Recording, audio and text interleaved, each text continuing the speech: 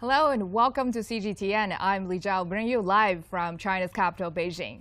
And welcome to our special program, Voices of Macao, where we're looking at the remarkable development of the Macao Special Administrative Region over the past 25 years since its return to the motherland in 1999. And join in our discussions for today are our distinguished guests, and let me introduce them one by one. And first, we have Ms. Rita Santos. She is the president of Macao Civil Servants Association. She's also the former Deputy Secretary General of Forum Macao, a platform to promote intergovernmental cooperation between China and Portuguese-speaking countries. Welcome, Rita. Hello. Nice to meet you. Hello. Nice to meet you. All right, and next we have Mr. Carlos Alvarez. He's the CEO of Macao Banking and Financial Services Corporation, BNU. He's also the chairman and board of directors of the Portuguese Chinese Chamber of Commerce Macao branch. Welcome, Carlos. Hi. Hi. And we also have Ms. Ruby O. She's the founder and chairperson of Society of Food and Environmental Health of Macao. She's also the fellow of Chartered Institute of Environmental Health, UK. Welcome, Rita. Oh, sorry, Ruby. Hello from Macau.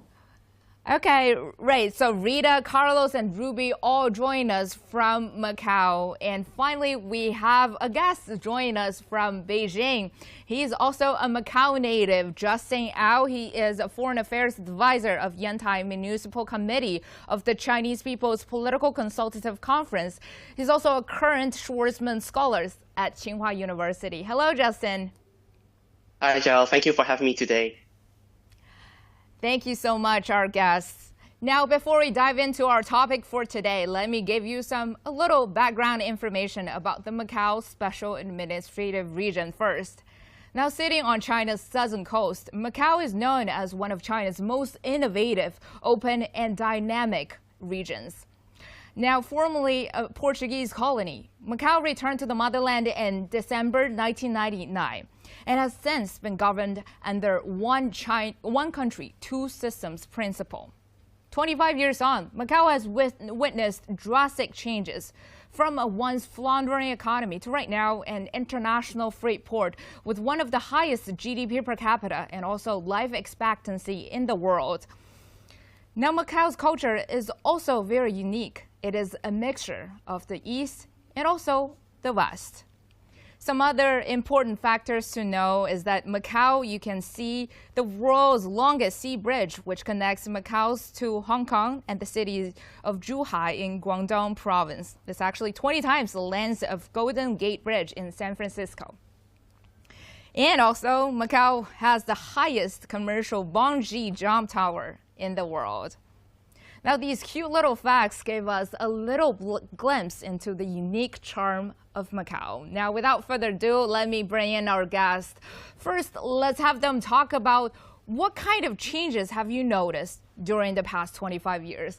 Let's start from Rita, if you don't mind, because I know that you've been working starting from, as a translating kind of position to right now, where you're at right now. What kind of changes have you noticed? Well, I've been working during 35 years in the Macau government. I entered in the Macau government in 1984 when I finished my high degree in Portugal. So I can tell you that there are a lot of changes, not only in the public sector, but also in the private sector.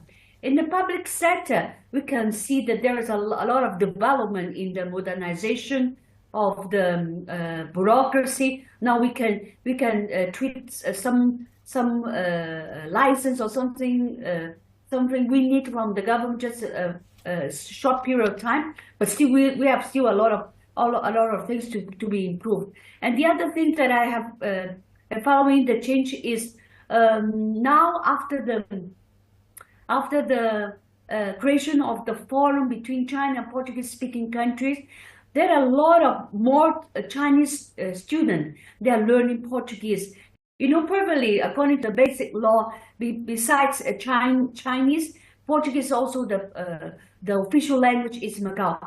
Fortunately, I was invited in 2003 to be part of the creation of the forum between China and Portuguese speaking country. At the time, it was only 8 countries: Angola, Brazil, Cape Verde, Guinea-Bissau, Mozambique, Portugal, and East Timor. Now they have invited 2 more countries: is Equatorial Guinea and also the São Tomé and Príncipe. It means that a lot of Portuguese-speaking countries, they have a high confidence in Macau because we are playing the very good role in three parts. One is Macau being the platform of service between China and Portuguese-speaking country, and also the second one is being the convention exhibition centers, and the third one, Macau as a platform for service of the distribution of the foods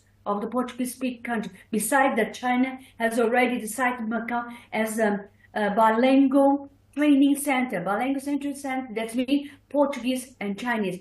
In the part of the government, I think there are a lot of changes. In the part of the private sector, we know that we have a big development from the revenue from the gaming. Yeah, it's helped a lot to develop the other sectors. Although that the future chief executive in his program during the election, he wanted to emphasize the diversification of Macau. And one of the diversification of Macau is how to play and deeply play the platform of Macau between China and Portuguese-speaking country. So that's I feel that there are a lot of changes in Macau. Besides that, fortunately, the economy of Macau has been increasing, and now our salary from the public civil servant and also for the retirement funds have been updated annually. We hope in next year we are going to increase our salaries also.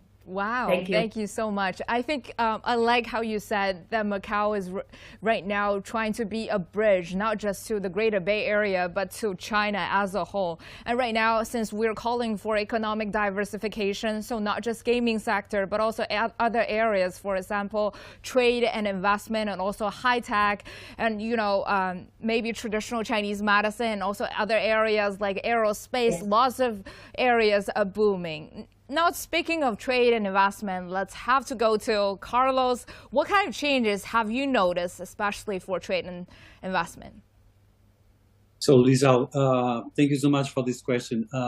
25 years ago, I came to China on vacation. So I was in Beijing, Xi'an, Shanghai, Hong Kong, and Macau. And, at that time, friendly people, but not big development. So it's amazing, 25 years later, I saw a kind of, a miracle happened here. So it's amazing how you did it. So good planning for sure, organization, best execution. And now what we have in Macau, we have an amazing city for tourism. You have amazing hotels, amazing places to go, mixed with historical sites. So you have a mix of history with a kind of a new city in the Cotai, and you have also Koloan, that is a kind of a green place to visit. So it's amazing what happened. You have a completely safe place that foreigners enjoy very much, a very friendly tax system that the companies, the multinationals, they like also very much. It's a very convenient city. You can do things, 3 or 4 things in the morning, 3 or 4 things in the afternoon.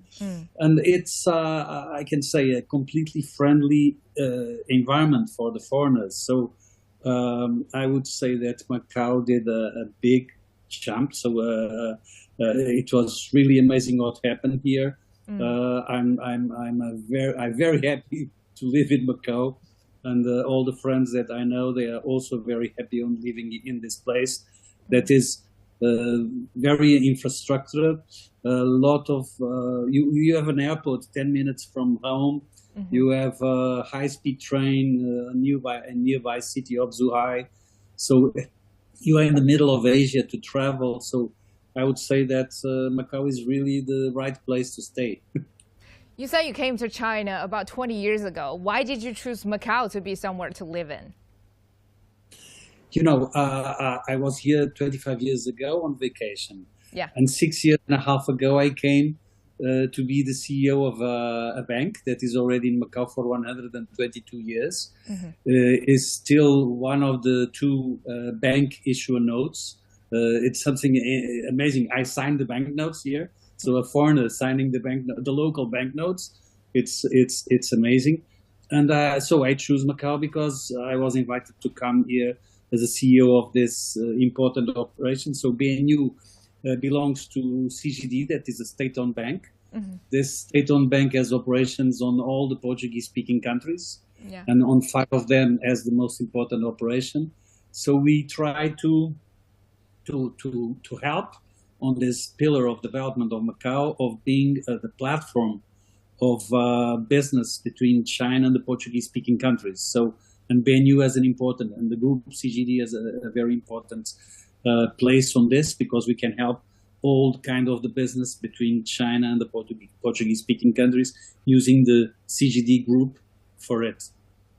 Thank you so much. All right, now let's go to Ruby.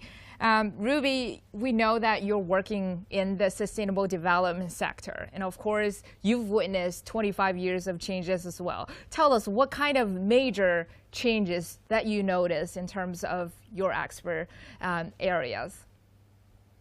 Sure, thanks for having me. I think I can easily describe in one sentence, which means, before Macau hand over to China, the current jobs, in the sustainability field where I work on the food safety, food sustainability, and how to drive tourism, gastronomy, and all this doesn't exist back then. So when I finished my high school, I was in science. At that time, I was kind of struggle what kind of job and career I should pursue back then. Again, my parents and friends advised me that I should stick with something that I'm keen on and interested in. So I studied abroad in Canada and selected food science. After my graduate, I was still a bit worried. Will I find a job like this in Macau? Again, it was a very lucky moment that I can find food safety, quality jobs in airline catering that was under a franchise company. Since then, I was riding on the booming of economic growth, and it was my first job in Macau. I can feel the excitement from the airline, the charter flight, all the goods and food and tourism coming to Macau. And also I enjoyed so much my childhood in Macau, where it's a culture melting pot where, as mentioned, East with West. So when I was in Canada, again, it's a very multi-cultural places. I can automatically adapt quite easily. Since my childhood, I grew up with different Portuguese friends, and there are different foods and culture that make me sort of ready to study abroad and learn more things outside. So again, after the handover, ride on the economic boom and the keep breaking of visitation, I transformed my career from just managing food safety and quality system towards a larger scope and more holistic management from a value chain, which is the food sector, as well as the sustainability development of the hospitality industry. So again, back then, there wasn't a career like this. I was sort of seeing Macau can be just like Canada, a place that people can live harmony, enjoy the nature, people can fly with their ability and capability empowered by knowledge and good governance structure. So holding with that beliefs, I have been spending almost 20 years in Macau since the day I was just purely trying my luck. Do I find a food safety job in Macau? And since then, I have no regret coming back to Macau, contribute from health and safety, setting up food safety system, getting the first food safety certification for the hospitality industry, and various sustainability recognition. So now we're seeing sustainability have much greater roles to play because our visitors, especially being eyeing for more international guests coming to Macau, sustainability is the common language that we can cater and make them harmony work together and enjoy our hospitality in one sense. Also, our delegacy, which we have been taking care from the environmental and social aspect. So something like that will eventually become really a unique pieces for Macau to continue on the journey and align very well with our nation, decarbonization, climate risk mitigation, and align better with our bigger agenda together. So very excited about the future, and my friends constantly envy me being working in Macau, having so many opportunity. Back then, I have friends from Hong Kong, Southeast Asia, and of course on Western side. Not many of them able to keep their jobs and career, and lucky me, who even evolved to a higher level and having a more holistic picture to really take part in the transformation and contribution to the glory of my hometown. Thank you so much. Great story. And I like how you said you started off as a food science student all the way until you noticed there is a drastic waste of food supply. Then you decided to take care of the food supply to make it more sustainable, help, to really reduce the food waste. We're going to talk about that part later on in the program as well. Now, let me first, let's go to Justin. I think Rita and also Ruby mentioned this. A lot of, Macau students choose to study in different places, and you choose to study right now in Beijing. Tell us, why did you choose Beijing to be somewhere you want to study in? Right. So a little bit background for myself. I studied my bachelor in California, Diego, UC San Diego, in the major of physics. And after that, I went back to Macau, and I did want to work in related field like technology or some information industry, but unfortunately, Macau doesn't have such a diverse industry back then. I graduated 6 years ago, So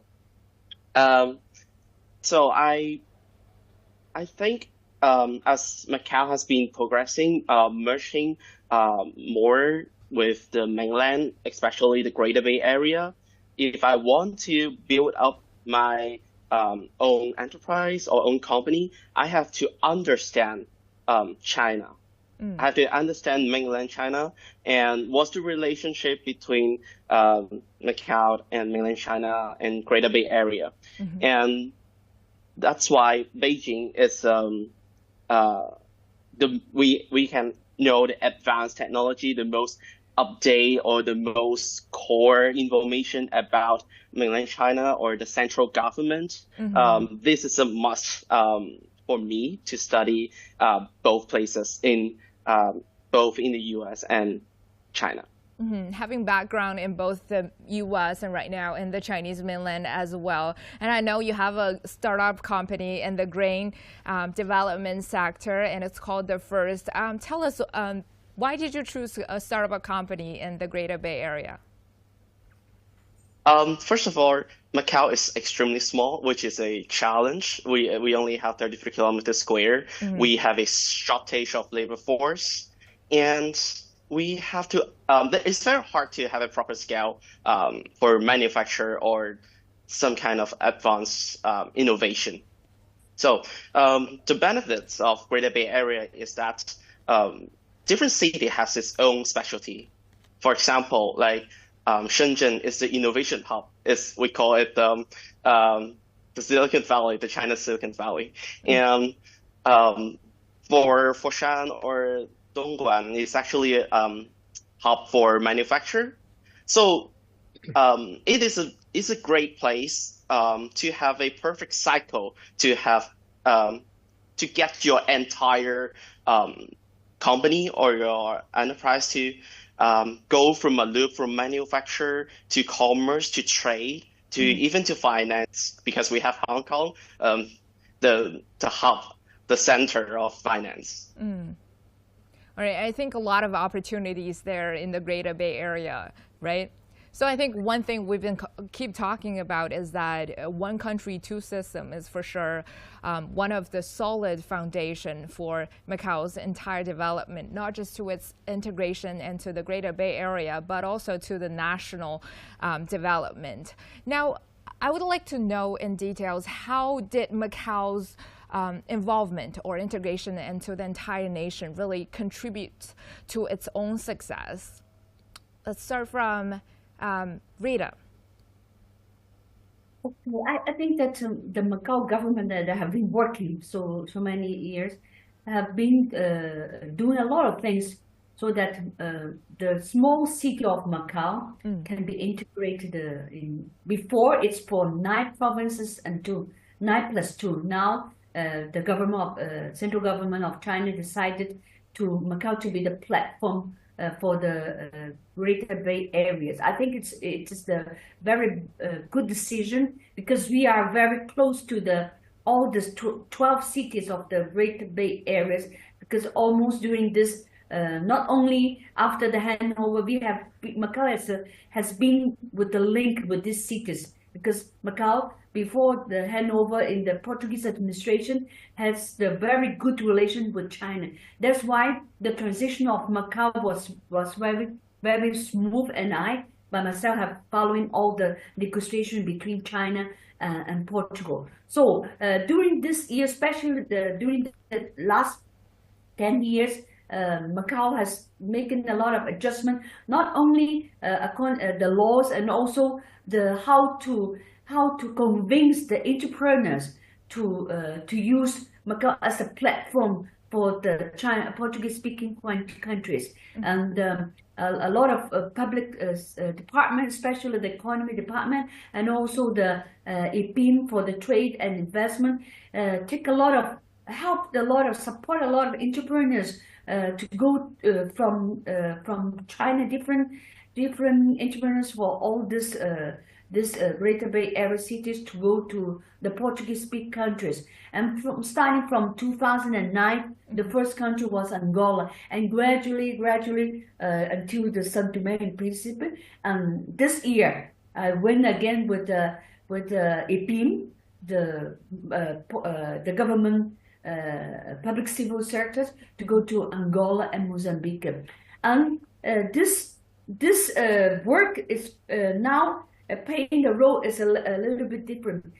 Before, it's just showing them the environment of this Portuguese country. Now, trying to get the link between the entrepreneurs and the Chinese entrepreneurs. I have been talking to a lot of leaders of China, even from the director of the different department of Macau. When the Chinese leaders go to the Portuguese-speaking country, I think it's more important to take also the entrepreneurs of Macau, because the entrepreneurs of Macau knows very well the culture and the economic environment of these Portuguese-speaking countries. And beside that, we both of them can speak Portuguese. Right. One thing is very important to concrete and to have success for any negotiation or to sign any contract is the background and a knowledge of the language. I think that this part, Macau can play the role. Besides that, Mr. Carlos has already said the important role of the banks of Macau, because BNU has also the link with the Portuguese-speaking country that help to facilitate the transaction of the money, or even for the closing of one of the negotiation. So I'm still, because I have a lot of love of Macau, and I love Macau to be the bridge between China and Portuguese-speaking country, and I'm also the descendant from the Portuguese. My two grandfathers from Portugal. So I would like this platform between China and Portuguese-speaking country can be the very give a good service for all the entrepreneurs of the great area. Not only in the economic part, we can strengthen the part of the diplomatic relations, we can strengthen the part of the education, and also the health, and especially the culture. You know, Macau, every year we have the cultural week between China and Portuguese-speaking country. And at the end, how can I say, the performances in Macau. I hope that in the future all the entrepreneurs in China can grab this opportunity to link this performance into the other cities of the Great Bay Area. Besides that, there are a lot of fields to be strengthened between China and Portuguese-speaking country. I have a confidence that with the new chief executive, this part of the platform of Macau for the Great Bay Area can be deeply concrete in the future. Thank you. In this area, I can talk a lot, but I need to leave to another friends to develop to strengthen this part. Absolutely. And Rita, I can just tell your excitement, especially I think I watched one of your previous interview. You were literally there when Macau returned to China, and you said you decided to stay. And you know, 25 years ago to right now, you've witnessed Macau has really grown into such an economic developed area. Did you notice more international cooperation during the past 2 decades? No, I still remember in 1995 we need to decide our future by the government of Portugal to decide to stay in Macau or to integrate to the Portugal government structure, or to receive one pension to live from the government.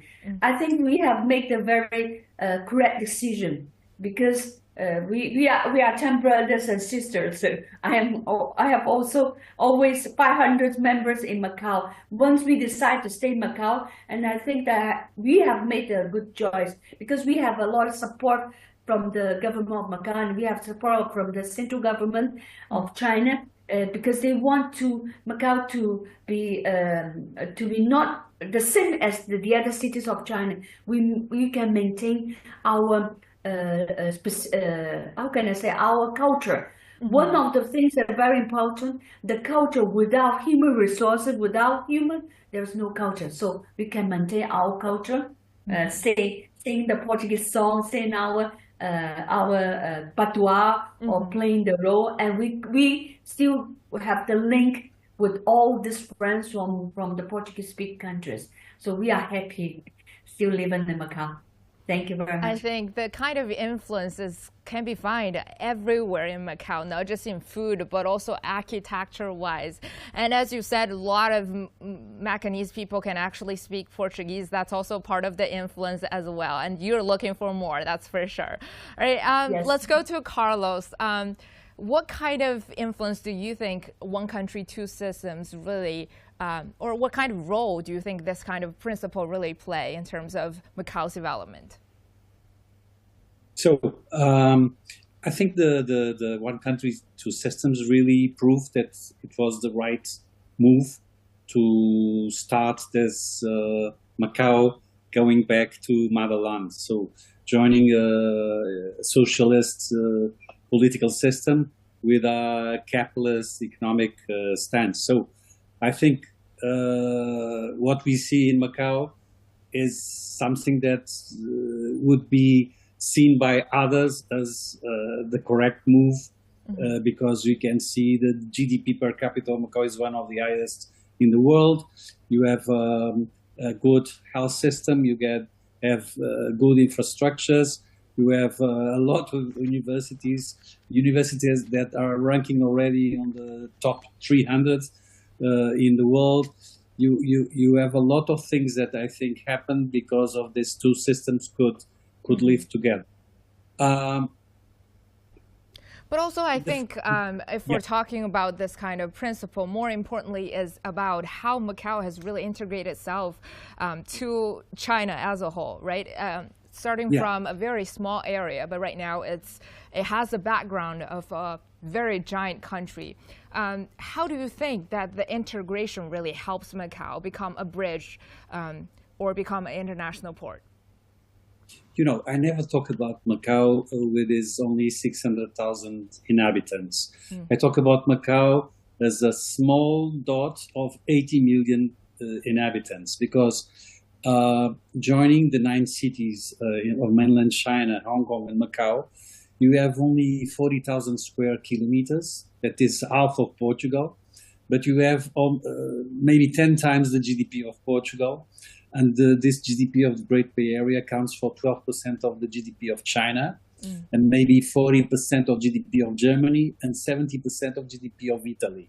So when I talk about Macau, I tell my friends, I tell the companies that would like to come, look to a market of 80 million people that has a fast-growing pace, maybe higher than the average of China. So there's a lot of opportunities for you to do business, and using Hengqin as a platform, Macau and Hengqin as a platform for doing it. Macau is small, as you said before, 30 square kilometers. Hengqin has 100. So you have this strategy that was put in place by the central government and Macau government, 1+4. So you have the one traditional industry that you can also revamp and do more things regarding this traditional industry, and everybody is already working on this and putting in place strategies to put this one even stronger. But then you have 4, as you said before, is IT, modern finance, pharmaceutical, and MICE, so convention, exhibitions, and so on, that can be strongly developed in Hengqin. I think Rita was talking about the new companies, Justin also, but I think jointly with this venture capital that can happen to build new companies, but you know that normally new companies in 10, 9 can die. So I think it would be very important also, and Macau and Hengqin can be a hub to attract a lot of companies that are already there and that can pay taxes here in Macau, and then can give jobs to a lot of young people that are getting out from universities, skilled students that can have jobs here in Macau, because Macau and Hengqin are completely safe, as I said before, very friendly for the foreigners, and it's very multicultural. You have amazing restaurants. You have maybe 20 restaurants with Michelin stars. You have very nice places to stay. And normally this kind of companies, the headquarters, I'm talking about headquarters of companies that have their operational business in Asia. So these headquarters can come and stay in Macau or Hengqin, pay taxes here, give jobs to the youngers, and diversify the economy also. So it's very important to have new companies, venture capital working on this for a lot of people, but you must also attract, and Macau can be a hub for attracting companies on this part of the world. I think Macau can be a kind of Ireland of Asia that 30 years ago started with this strategy of attracting holdings of multinationals, and now Ireland accounts for maybe one of the top 3 GDPs in the world, like Macau. But Macau is strongly dependent on a sector. Fortunately, the diversification strategy is doing effect. So I think the most important industry in Macau now accounts for 40% of the GDP. So we have already the other 60% based on tourism, finance, real estate, and other business. But what central government and local government wants is to speed up the process of growing these other sectors in a way that you have a sustainable growth that is good for the people that are living here and attracting also more people to this part of the region. Absolutely. That's why we're seeing the integration and seeing more and more, whether that's kind of policy support or young entrepreneurs going into different fields, not just in Macau, but also we know that Macau is trying to expand even to Hengqin, right? That's part of Zhuhai in Guangdong province. University of Macau actually relocating to that place as well, and a lot of other companies registered under Macau, but also located in Hengqin as well. Right, so as we speak, let me remind you, this is a live program, so make sure you join us through our live discussion. Feel free to leave all of your questions to our guests, so we're gonna ask them. All right, and also before our interview, we actually did a poll on YouTube asking our followers, which followings do they believe Macau should really prioritize to enhance its global economic influence? And the answer is actually 41% says they hope to see strengthening of trade and investment. And 34% said they hope to enhance the tourism and culture sectors. And the rest choose advancing technological innovation and building cooperation platforms. And another poll we did asking which of the following areas do they believe represent Macau the best. And I think the number 1 answer is heritage and architecture. And number 2 is culture fusion and also the food culture that we've been talking about. I think a lot of you have something to share, whether we're talking about restaurants or some of the great food that I can't wait to try. And some of the others choose events and festivals. Now let's dive into the culture part. I think a lot of you guys talk about this already. We asked this question actually to Ruby as well. We asked what kind of food do you think represent, or we asked what do you think that represent Macau the best, and she said food. And I asked her, which food do you think represent Macau the best? And she told me a kind of special soup. Please tell us, which soup is that? Sure. It's a hard pick, actually. There are so many favorite food from my hometown. So at the end, I selected the Portuguese kale potato soup because it's such a comforting food, easy to make. You can make it at home, and so many like home recipe, and allows you to have the freedoms to make a little twist. At the same time, it's also a delicacy you can go to restaurant or share with friends and family. So that's why I picked this dish. At the same time, the underneath like recipe and like development of this soup sort of also well represent the East Midwest culture on its own, and also sustainability mindset. The key ingredients is mashed potato and also the kale. In fact, it's a Chinese kale. So I often see people like it's in the mindset of treasuring food, not to waste it, so that the cow trimming is such a nice texture to put it in the soup to make it more crispy. At the same time, it's also very nutrient. And of course, on top we sprinkle or put a generous piece of like Portuguese sausage and sprinkle with the olive oil. So like simple dish, not like super fancy, but it has a lot of meaning. So I think it's well represent Macau and also the people of Macau on its own. I have a question. So Yeah. I know this is a soup that really is a Portuguese style soup, but can you make it at home? If you're cooking Yeah. at home, are you gonna choose like some specific kind of veggies, or do you use like something that left over in your fridge? Yeah, it's more like a trimming. Chinese like the fresh part of the cow, Yeah. but usually the chopped part, you can make it into soup, so that's kind of thing. And also, Chinese like to have the chicken broth, so you can either use the chicken broth or the fish broth to make it more favorable, rather than just a vegetarian version versus a more like favorable. So it's such a diverse dish that can cater all kinds of like needs and serve different clients. Justin, do you know that soup? Do you like that soup? Yeah, I heard of an alternate version. Yeah. Most of the time, what I try is just the green vegetables smashed potato soup. Yeah. So Yeah. I don't know if your family do they cook it at home, the soup? Yes, sometimes, yes. It's very easy to make one. It's very easy. Do they use some leftovers from your fridge? Yeah, like I mean, because the Chinese sausage or Portuguese sausage we use is usually preserved, so it's okay to leave it in the fridge for weeks or months. It's okay. And for potatoes, probably you have to get it fresh or a few days ahead.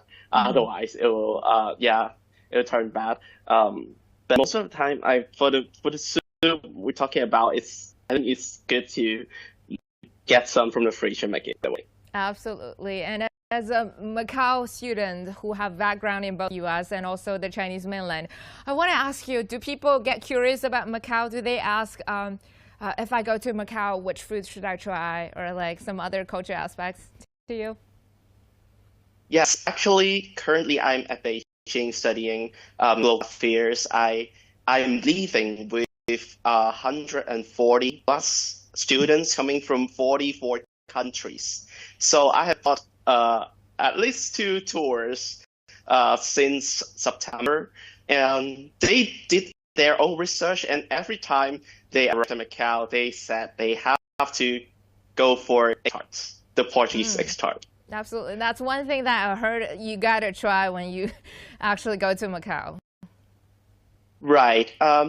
Besides that, actually, my favorite dish, or say Macanese Portuguese dish, is actually called daju.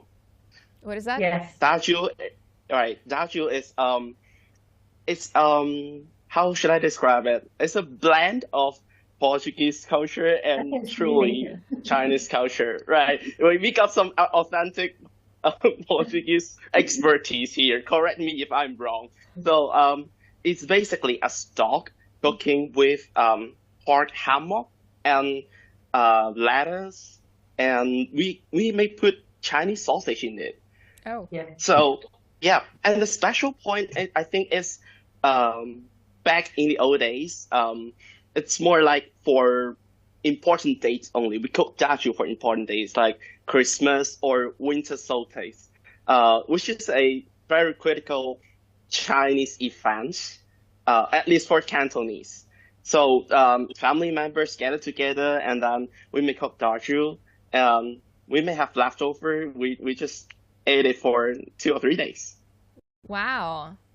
Oh my gosh. I want to ask this because Rita, I saw you nodding over there. Yeah, I want to add something related to that he's Yeah, go explaining. ahead, please. Yeah, Macau is classified as the World Heritage, Intangible Heritage in the UNESCO because of the Macanese food. What is the Macanese? The mixture of Portuguese, Chinese, and some of the other countries in Asia, just like India, Malaysia, something like that. He was explaining about tacho. It's when we are going to prepare for this coming Christmas Eve. Yeah, it's a Portuguese former name is Cozida Portuguesa, but our ancestors wanted to eat in Macau, but at the time Macau is too far from Portugal. They cannot bring so many ingredients to Macau. That's why our grandmothers, the Chinese side, they think how to prepare this Cozida Portuguesa. This is a mixture of a lot of meat, pork meat, potatoes, and sausage from Portugal, and vegetables. But we don't have sausage from Portugal. We need to look for the sausage of Chinese sausage, and even we mix also the skin of the pork. This is the most delicious. That's why we at the time we did not have the fridge, so they need to look for some dried meat from the duck. I don't know how to say in English. We mix there, so it's turned out one very delicious food. Why we eat only in the festival or some special events? Because it's too expensive. Right. Make one tacho. We only eat in Christmas Eve or in weddings or some baptism events. So I think, unfortunately, I hope the government of Macau can make more promotion about the Macanese food.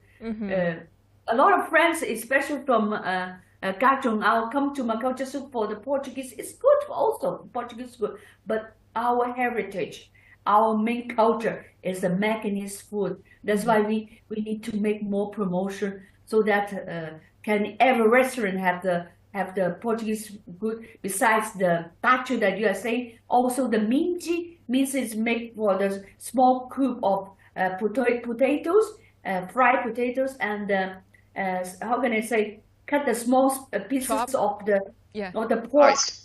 So yeah, I hope that we need to make for promotion, not only Portuguese food. Yeah, thank you saying about our food. I'm very happy. Listen to that. Thank Rita, you. I want to ask you, can you cook that soup? Is it called tachu? Yes, of course. I've learned from my mother and my grandmother, and also I am the number 8 of my family. My sister, they are very good in cooking Macanese food. That's why we join together every Christmas Eve. Everyone bring the food of Macanese food.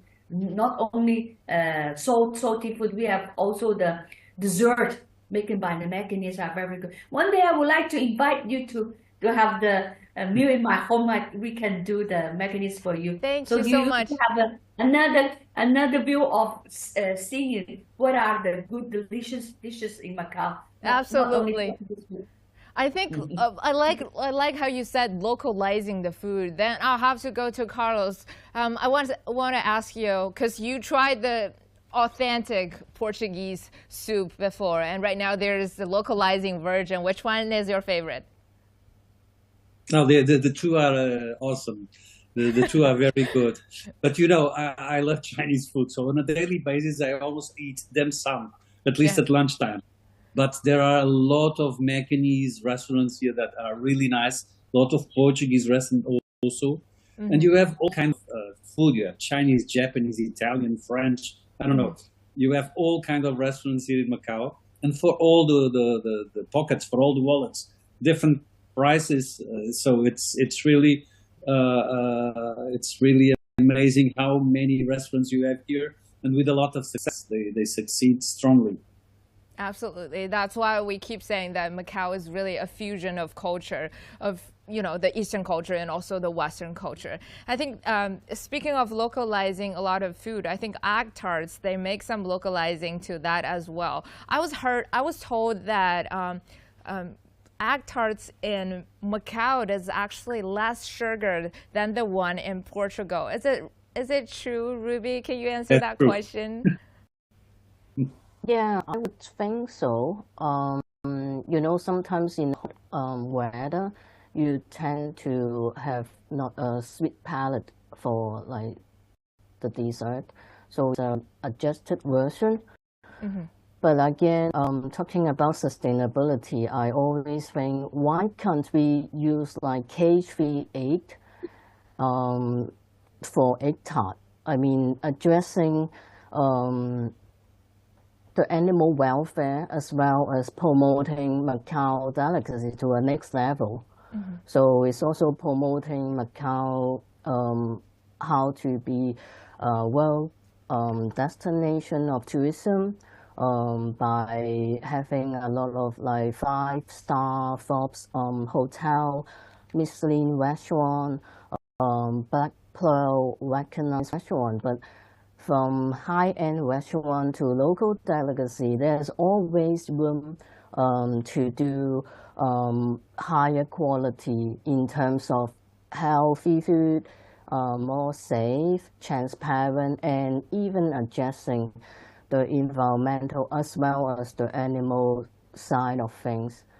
Yeah, so I mean, like talking about ICTAD, I mean, Macau can definitely have the capability to promote it to the next level. Absolutely. Yeah. And when we were talking about how Macau has really drastically improved its economy, I want to ask you, what kind of role does sustainable development play in this kind of development? In fact, it's such an important subject, and it's also very diverse. It basically comes across all sectors, from school subjects to bank to finance to arts, hospitality, and food and beverage industry. So that's why at the beginning I was saying sustainability is such a common language. It's also showcasing the value of the people, the responsibility of the business, why it becomes such an important subject matter. For one thing, it helps to mitigate the climate change. It's a way to decarbonization, respecting the people who, for example, if we are talking about the food system, the one who grows the food, who do the fishery, preparing the food, like the chefs, stewarding, and even the one who handle the waste. So there are many people contribution to just making good food to the table. Yeah, so sustainability becomes such an important topic, and I would say it's also a wisdom to govern even private or public sector or even like a SME, because it's about how we have this kind of framework, well balanced between economic, our community, different stakeholder, as well as the environment that we do our business. And at the same time, sustainability is about reducing risk and building resilience of the business on its own, and also forming a nice network to withstand any foreseeable risk, like back then the COVID. If we better equip and spread our supply chain in a more systematic and more holistic way, addressing the society and environment, so that like virus and disease better all control. After all, it's all about the One Health concept. We respecting the environment, we treat the animals like good, and so that our people can live like healthily and harmony. So that's why FAO, WHO, and different UN entities are promoting and joint signing how important it is to focusing on One Health concept. So for Macau, again, we are hospitality industry. We open up our doors to international guests. They are also very well aware the health, the well-being, all sorts of benefits that's come along with enjoyment. So I think Macau, by recognizing in 2018 by UNESCO, created city of gastronomy, as well as our world-class travel destination, like big title holds with big responsibility. So I think the whole industry, even like a citizen, everybody in fact is an ambassador to be kind and friendly to our guests and showcase Macau is not just here for like the stereotype of like entertainment, but in fact it's full of history, story, friendly people, lovely food, and with a great value and respect of every people who in the industry that safeguard and bringing the tourism to the next level. So there are a lot of opportunity, and of course change is part of the important elements. Change in fact can turn into chances, and a lot of time people will say Macau is too small to make like big impact. But I think Macau is small, but big enough to make unique value and recognition to certain sectors like the hospitality and sustainable gastronomy. So we hold a lot of hope and expectation to my hometown and the industry. And a lot of youngsters can contribute with that mindset. After all, we are all here to shape our industry and also hometown so that it can become a very lovely city cluster together with the Greater Bay Area and help to serve the nation and bring a better planet together. Thank you so much. I agree. I believe that sustainable development really consists of a lot of different sectors. For example, environmental protection. We're also talking about climate change. Like you said, food waste, sustainability. Those are some of the areas that we've been talking about. And this kind of green development is also one of the main focus for Macau's economic diversification for young entrepreneurs like Justin. Right, Justin? We were just talking about your green startup. Now, because we're heading to the end part of our live stream, our program for today, I want to have each of you giving some of the young professionals who are looking to start up their own companies, who are looking to, have their own career. Do you want to give them some advice or suggestions? What kind of skills or expertise that they should possess in order to really, thrive in Macau and the Greater Bay Area? Let's start from Rita. Okay, I'm going to concentrate in my knowledge and in my experience in the area. I have been convincing a lot of youngers, especially those who are studying in the university. When they ask me, Rita, what course I'm going to study, I'm always convinced that please learn Portuguese. And most of them, after taking the course of Portuguese, some of them are working in the lawyer office, some of them are teaching Portuguese, and some of them are working for the big companies of China in Angola, Mozambique, to be the bridge between China and Portuguese-speaking country. So, if you want to do something, but there are a lot of opportunity in the Portuguese-speaking country. If I have more time, I hope that I can teach them how to link with this Portuguese language. But most important, you need to know is the language. You need to learn Portuguese. So I'm going to convince them first. You need to learn Portuguese, and the second, how to do business with the Portuguese-speaking country, and because they want everything. For example, just last week, I have introduced one entrepreneurs of Macau. The one Brazilian man wants to buy a lot of goods to be used every day. A lot of containers to be sent to Brazil. So if the entrepreneurs that I introduce him does not know Portuguese, the business cannot be closed. So learn Portuguese. Know more the Portuguese investment environment, to be their friends, and to start to be the bridge for the business for the great big companies, or the services company, or the lawyers company, or the architectural companies in China, using the Macau as a platform to link with the Portuguese-speaking country. This is a very good way of starting your business.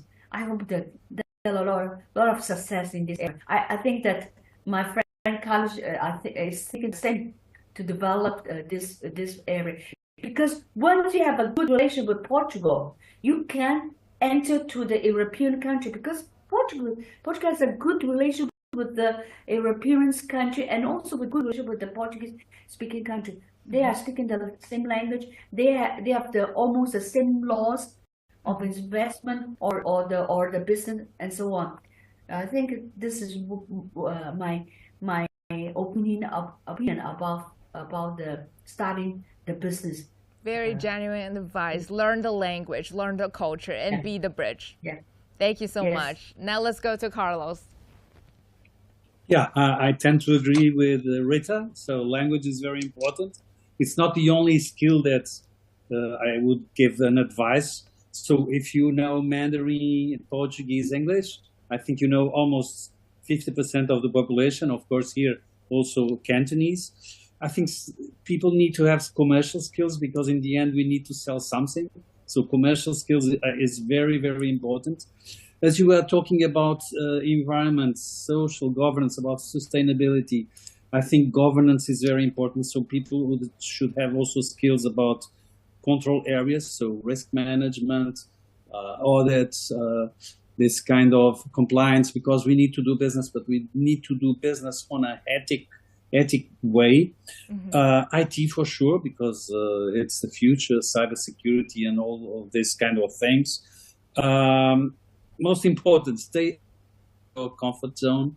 So a lot of people need to wake up and go out and travel and go to other places to see what Justin is doing, going to Beijing. People need to travel, understand better what's going on. China is so big, you have so many regions, so many things are happening. So stay out of your comfort zone and travel. Assume risks, of course, it's very important. And in the end, work hard. So without working hard, I think it's impossible. So work hard. Perseverance, absolutely very important. And go take a break, go travel. Maybe you'll find a place of your dream living in, like Carlos did right now. Okay, now let's go to Ruby. What kind of advice do you have for young entrepreneurs? Yeah, I think sustainability definitely sit in the center of the skill set. That's why I have to have the awareness on sustainability and how much waste and pollution different sector or our day-to-day life contribute to the city or the nation, because those are great opportunity, no matter in a school project to an entrepreneur when you're pitching and competing with other investor, to like currently sitting in a sustainability department, how you integrate different program and mitigate climate with decarbonization, matching different carbon target. And even as a city or a nation, sustainability is going to state, and it's such an important soft skills. And when you think about it, it seems very like blurry value, but in fact it ties very closely to our Asian wisdom.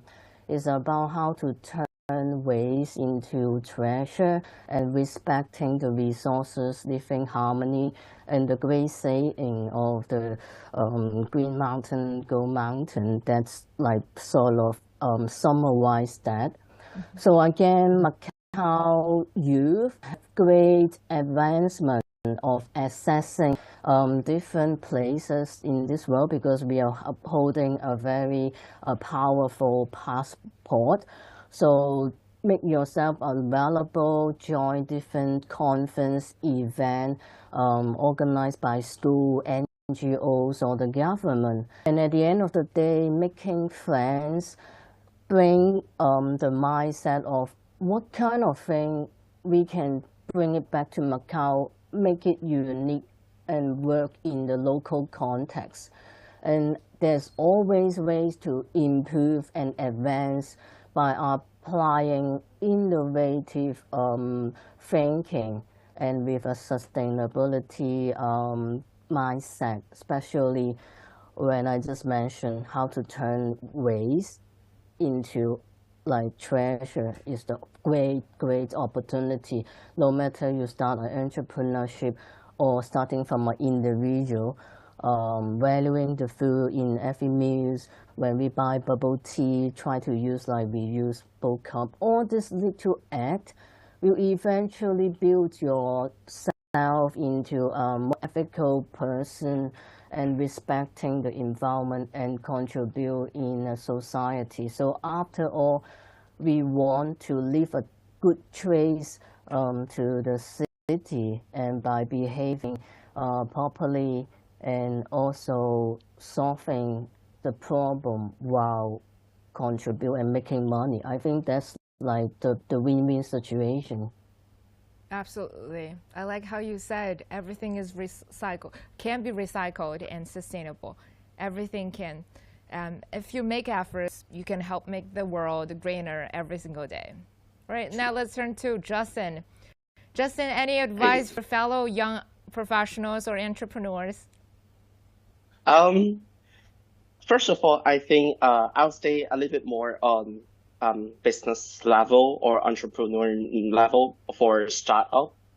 The first question I will ask about any forms of business would be, what kind of comparative advantages will your business be? Why is your product is better than the others? This is the very first important question. And for example, I'll take Macao the first as an example is research on carbon nanotechnology. It may take a long time to develop to commercialize its actual products, but the advantage of it is like it's inflammable, it's safe, and it's much higher capacity. In the future, we will see, we're talking about sustainability, right? So it's fully degradable. So in the future, it's very important to consider this kind of advantage. Why is that? Because I think sustainability is one of the basis for a new future system. I'll take it as a form of credibility. In the future, if you want to explain your business, your idea to others, this is the very first step to understand how you are advancing with humanity or our own community. And as an example, I would say like how to measure sustainability will be one concrete way would be like we should have the ability to do carbon capture. And then if every single company, every single new startup are doing carbon capture, we can have a better system to have for the entire new industry. And that we can start like when we're talking about credibility, a network of credibility, we will have finance. And then finance will back up other industry. And I think that will form a better loop and a better cycle. Okay. Yeah. Very deep suggestions. Thank you so much for all of your insights. I want to end our program by a question because we got one of our viewers ask us, except for egg tart, what are some things that you would recommend me to eat in Macau? Let's just very quick, 1 or 2 sentences, tell her what she should eat when she's visiting Macau. Let's start from Rita. What kind of food do you recommend? Macanese food. Macanese, okay. Macanese food. For sure, Our the soup. culture. Yeah. The soup we were talking about. Which food is minchi and tachu, the one we are being introducing. Okay. You can feel the very good taste and make it with a lot of love, make it with a lot of culture, and we can show our heritage to all over the world. And that's why we are still existing in Macau. Food always tastes better when it serves different meanings. Yeah. All right, let's go to Carlos. What about you? What kind of food do you recommend? Yeah, minchi and tachu is amazing. Yeah. But all the kind of foods that you have in Macau are incredible. The Chinese food is really good. Japanese, Italian, French, as I said before, Portuguese, of course. We have many, many good restaurants here, not expensive. So I recommend all of them. Wow. So there's a Portuguese restaurant that has an amazing tomato. I think the name is, I cannot say names here, I suppose. Yeah. Oh, okay. Yeah. You forget it anyways. But I think Carlos' advice in general is just eat whatever, because it's always good, good food in Macau. Yeah. All right. What about you, Ruby? Yeah, have to go for Macanese food, but at the same time save one meal to the hotel, because it's really great value for money, especially the handful of restaurant in hotel that really putting food sustainability in the next level. So while enjoy the luxury service, the environment, and less guilty for the environment and the animals. So it's quite a unique thing from Macau too. Yeah, absolutely. Buy what you can eat. Don't waste food. All right, Justin, what about you? Well, I'll recommend something else. Actually, there are some Chinese diaspora. They have been living here for generations. When I am having a day off, I actually go to some Myanmar noodle place. It's a very, very local store noodle place. So go for it. Try some local noodle shops, noodle restaurants. You will have surprise over there. Okay, noodles, that's new. All right, so if you can, go try some noodles as well. All right, great talk. Thank you so much, ladies and gentlemen. All right, I think that's a wrap to our program for today, where we talk about how Macau has really developed under the principle of one country, two systems over the past 25 years since its return to the motherland. We talk about its economic development and, of course, the diversification of its economy as well. And also we talk about its cultural fusion. As a lot of our guests suggest, learn some Portuguese and maybe go to Portugal sometimes and help to build a bridge between Macau and also the Chinese mainland, China as a whole, and the world. All right, thank you so much for joining our program for today. And I'll say bye to you from now. Bye.